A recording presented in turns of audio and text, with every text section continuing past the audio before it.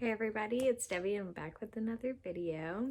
Today we are going to be talking about some things that I would have done different if I were restarting my YouTube channel or if I were just making a YouTube channel. Basically just talking about things that I did not keep up with that made my growth and my road to monetization and making money a lot longer. So I just wanted to share that with you guys today and hopefully it will help y'all. Morning, is your meat? If you are a returning subscriber, hey, what's up? Make sure to leave a comment down below so I know that you're watching. If you are new to my channel, hey, welcome. We do a lot of finance and just like journey type of videos over here. I don't even know what my niche is anymore, honestly, to be honest with you guys. I don't think I ever had one, and honestly, there's no hope in having one anymore. But basically, I just kind of journal through my life and go over things that I've learned as I've gone on and my journey to financial success. So I am going to share all of those tips with you guys today, basically needing to like grow your channel or whatever. If you are new to my channel, make sure to go ahead and hit that subscribe button down below. Leave this video a thumbs up if it helped you and leave a comment down below. Well, this is one of my babies. This is one of my babies and there's the other baby.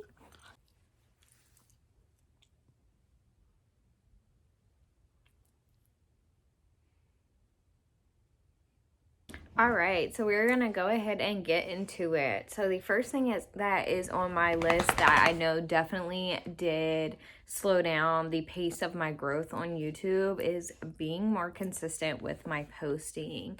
And I've talked about this a few times in a few of my other videos. One specifically was my video about how I did get monetized.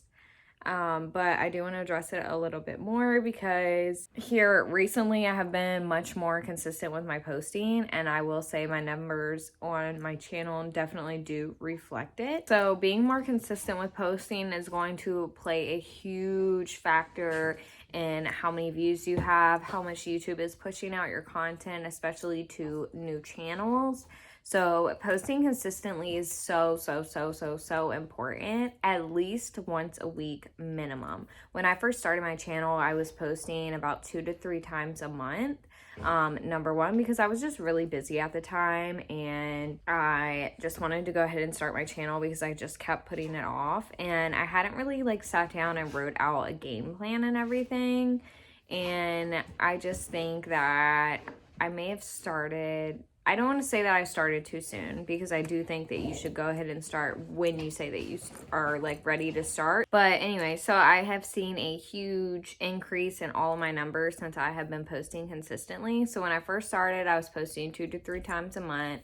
Then I got a little bit better and I was posting about like 4 times a month about.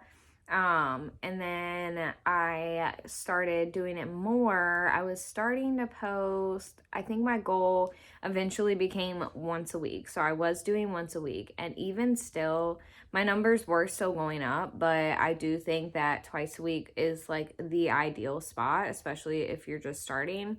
It's not really too much, but it's also going to help you like get in the rhythm of everything, and it's definitely going to help you get to where you want to go faster. So the more often you post, I feel like the more reach you have, the more YouTube pushes out your videos, the more chance you have to be seen, the more videos you have recently, or the more past videos you have, which are still getting views, which basically becomes like passive income. All that good stuff. So there's honestly just so many benefits to posting more. So I would have definitely absolutely concentrated on posting more consistently, at least twice a week. Like I said, when I started, I was just posting randomly when I had time. Eventually I shifted into doing once a week, and then I shifted into doing twice a week. And once I kept up with the twice a week for about 2 or 3 months, I'm now posting 3 times a week. My ultimate goal is to be able to be full-time at-home content creator with my Instagram, my YouTube, and my foot pictures. So that is the ultimate goal, and I am definitely learning as I'm going, and I just love being able to share my growth and tips with you guys. That way you can learn from trial and error that I've gone through. So yeah, number one would definitely be more consistent with my posting / posting more. And then my second one is engaging with my subscribers more. So one thing that I do regret when I first created my YouTube was not engaging with my subscribers as much as I would like to.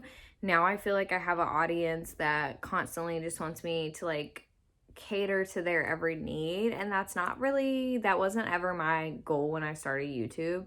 Honestly, when I started YouTube, I didn't know what kind of content I wanted to create, and honestly, I'm still very undecided. I do all kinds of content, but I'm really enjoying like taking you guys on my financial journeys with me and just logging all of that and teaching you guys different methods and things that I'm learning as I go throughout life. So honestly, I think that this has just like become a new thing and I kind of love it, but I definitely wish that when I had started my YouTube initially, I was engaging with the people that are watching me more, just because I think I would have been able to build a better audience. Not that I don't like my audience, you guys are awesome.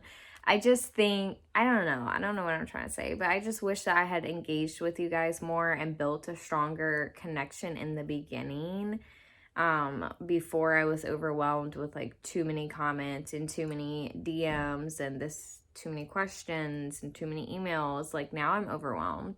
And because I'm overwhelmed, it's harder to build a connection with everyone, I feel like. So that is one thing that I regret, is when I first started, I just wish that I had engaged and connected with my subscribers more.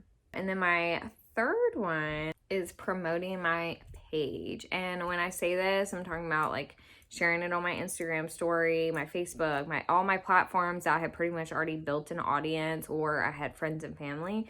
I never shared my YouTube with any of my friends and family up until a few months ago. I've definitely had a different mindset over the last few months, but before I had that shift in my mindset, I felt like I was very much trying to cater to everyone else in my life and definitely trying to make everyone else happy, that I wasn't putting myself first. I don't want to say I didn't care about myself, but I wasn't putting myself first. And I was scared that people were going to make fun of me or judge me or talk amongst themselves when I'm not in the room about me doing YouTube, and just basically I thought that I would fail. I really didn't want to fail, and I was just scared that people's opinions of me would not make me continue to be motivated and keep pushing through the negativity. So I personally chose to not share my YouTube with anyone that I knew for quite a while, for that particular reason. I didn't want it to affect me in a negative way, and I was just scared if I shared it with people that I knew that they may not have the best intentions for me, and it may not have worked out in my favor. So I did not share my YouTube with a lot of people for a long time, and then when I finally came out with it, I was like, oh yeah, like I do YouTube, and everyone's like, now are trying to say that people are like, wait, what? Like you do YouTube? Oh my God, like let me follow you. Like it wasn't the reaction that I had expected. And to be honest with you, I don't know if I was just starting off, if I would still have that same reaction. I've kind of built a following now. I'm at 2,000, almost 200 subscribers. So I've kind of built a little bit of an audience here outside of my friends and family. So I think that that definitely helps when people see that people do like my videos, people are engaging, people are following me, people are supporting me. I think it makes them want to as well. And I just wonder, like, if I had done that in the beginning, would those people still be supporting me? Or would they not want to support me because I didn't have that many supporters? You know what I mean? Food for your thought, but that's just how I felt. So honestly, I just wish that I had promoted my page more, because here recently I have been promoting it a lot more on my Instagram, and I have definitely seen like my engagement and my views on YouTube definitely going up because of that. So I just wish that I had promoted my page more. And then my fourth tip, I have spend more time on thumbnails. So when I first started off, I don't even know that I was making thumbnails initially. I think that whatever picture of me it landed on for the thumbnail is what I went with, and that was just gonna be the thumbnail. And I do regret that. Once I made my first thumbnail, I was like, okay, this looks kind of cute. I think it's doable. It's not the worst. And I like went back on all the other videos that I had posted, which granted I wasn't posting that often, so I didn't have that many videos. But I went back on all of those previous videos and I made thumbnails for all of them like in the same night, which is fine. I still took a lot of time I still took a lot of time editing the thumbnails, so I do think that they turned out good. And honestly, a few of those videos are my top earning videos and I'm still making money from them, which is crazy because they were like videos I made when I like first started YouTubing, and they're doing better than videos I make now when I like put in a lot more effort. But it's fine, that's how it is. Sometimes videos that you think are gonna perform well just aren't, and that's okay. You just gotta keep going. So I definitely wish I had spent more time on thumbnails. I do spend a bit more time now, even sometimes if I'm like really pressed for a deadline to like post a video.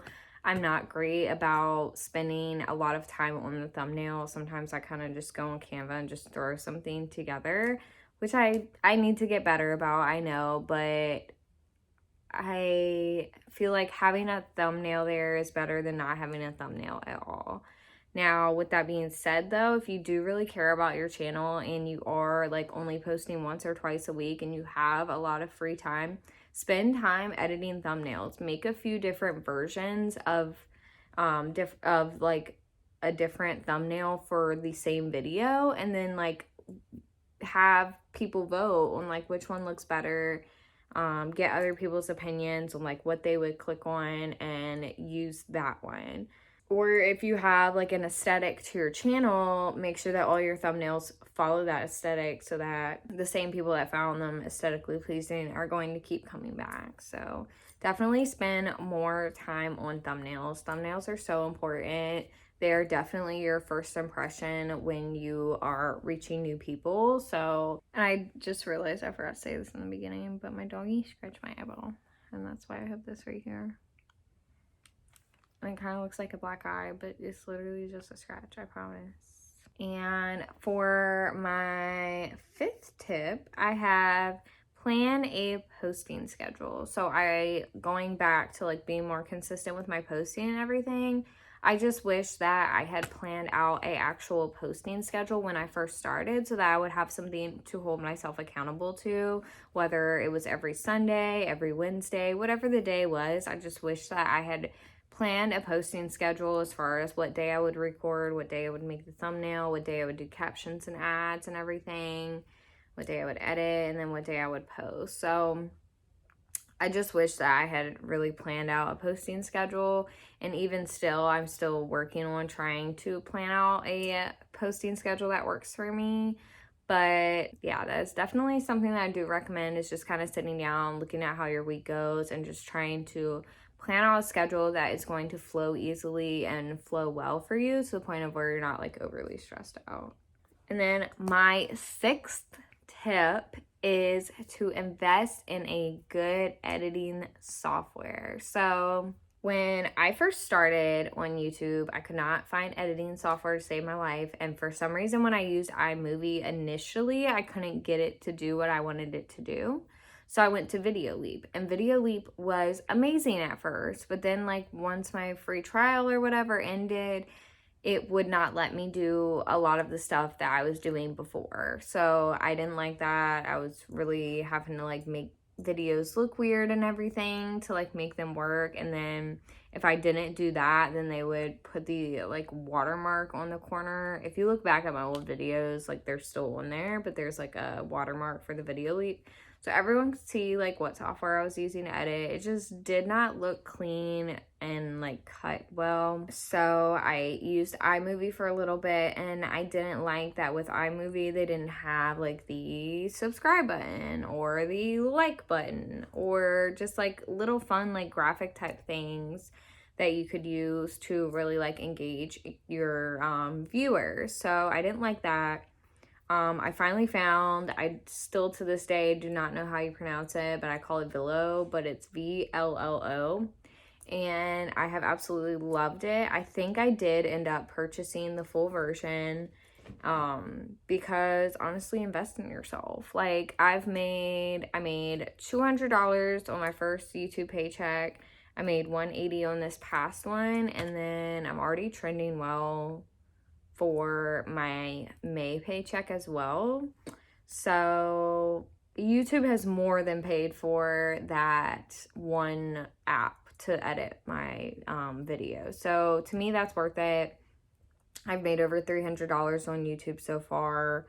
So investing that, I think it was like $10, I think, or something like that. I don't know if it's every month. I really don't remember, but just investing that little $10, like I was like, it's literally going to pay for itself in making my videos, and it has. So one thing is I just wish that I had invested in good editing software before I was getting paid. I wish that I had just gone ahead and invested in myself. But I think that is it for today's video. I hope that this gave you guys some insight on how to maybe grow your channel a little bit more, or maybe get your channel monetized faster. But I hope that it helped you guys, and I will see you guys in my next video. Peace out.